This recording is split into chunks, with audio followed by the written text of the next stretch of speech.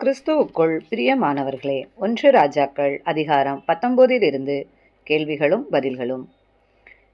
எலியா செய்த எல்லாவற்றையும் யேசபேலுக்கு அறிவித்தவன் யார்? ஆகாப். பாகாலின் தீர்க்கதரிசிகளுடைய பிராணனுக்கு செய்யப்பட்டது போல எலியாவின் பிராணனுக்கு செய்வதாக கூறியவள் யார்? யேசபேல். எலியா தன் பிராணனை காக்க எங்கே போனான்? பெயர்செபா. எலியா எதின் கீழ் உட்கார்ந்திருந்தான்? சூரைச் செடி. தான் சாக வேண்டும் என்று கோரியவன் யார்? எலியா. போதும் கர்த்தாவே, என் ஆத்துமாவை எடுத்துக்கொள்ளும் கூறியவன் யார்? எலியா. தன் யாரை பார்க்கிலும் நல்லவன் அல்ல என்று எலியா கூறினான்? தன் பிதாக்களை பார்க்கிலும். எழுந்திருந்து போஜனம் பண்ணு என்று எலியாவிடம் கூறியவன் யார்? ஒரு தூதன். எலியா நித்திரையில் இருந்து எழுந்தபோது அவன் தலைமாட்டில் இருந்தது என்ன? தழலில் சுடப்பட்ட அடையும் ஒரு பாத்திரத்தில் தண்ணீரும். எலியா பண்ண வேண்டிய பிரயாணம் வெகு தூரம் என்று கூறியவன் யார்? தூதன். எலியா போஜனத்தின் பலத்தால் எத்தனை நாள் இரவு பகல் நடந்தான்? 40 நாள். எலியா 40 நாள் நடந்து எங்கே போனான்? ஓரேப் என்னும் தேவனுடைய பர்வதம். எலியாவே, இங்கே உனக்கு என்ன காரியம்? கேட்டது யார்? கர்த்தருடைய வார்த்தை. சேனைகளின் தேவனாகிய கர்த்தருக்காக வெகு பக்தி வைராக்கியமாயிருந்தேன். நான் யார்? எலியா.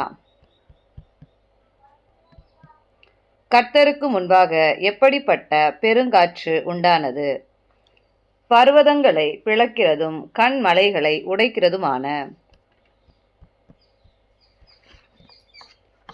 எவைகளில் கர்த்தர் இருக்கவில்லை? பலத்த பெருங்காற்று, பூமி அதிர்ச்சி மற்றும் அக்கினி. அமர்ந்த மெல்லிய சத்தத்தை கேட்டபோது எலியா என்ன செய்தான்? சால்வையினால் தன் முகத்தை மூடினான். யாரை சீரியாவின் மேல் ராஜாவாக அபிஷேகம் பண்ண கர்த்தர் எலியாவிடம் கூறினார்? ஆசகேல்.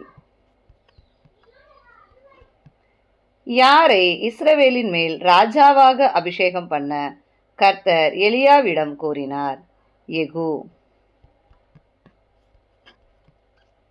யாரை எலியாவின் ஸ்தானத்தில் தீர்க்கதரிசியாக அபிஷேகம் பண்ண கர்த்தர் எலியாவிடம் கூறினார்? எலிசா. எலிசாவின் அப்பா பெயர் என்ன? சாப்பாத். ஆசகேலின் பட்டயத்திற்கு தப்பினவனை கொன்று போடுபவன் யார்? யெகூ. யெகூவின் பட்டயத்திற்கு தப்பினவனை கொன்று போடுபவன் யார்? எலிசா. பாகாலுக்கு முடங்காதிருக்கிற முழங்கால்களையுடைய எத்தனை பேரை கர்த்தர் இஸ்ரவேலில் மீதியாக வைத்தார்? 7000. எலியா தன்னை தேடி வரும்போது எலிசா என்ன செய்து கொண்டிருந்தார்? ஏரை ஓட்டிக் கொண்டிருந்தான். எலியா எலிசாவின் மேல் எதை போட்டான்? தன் சால்வையை. எலிசா தன் மாடுகளை விட்டு யார் பிறகே ஓடினான்? எலியா. எலிசா யாரை முத்தம் செய்துவிட்டு எலியாவை பின்தொடர்வேன் என்று கூறினான்? தன் தகப்பனையும் தாயையும். 1 ராஜாக்கள் 19 அதிகாரத்தில் கர்த்தருடைய தூதன் எலியாவை எத்தனை தரம் தட்டி எழுப்பினான்? 2 முறை.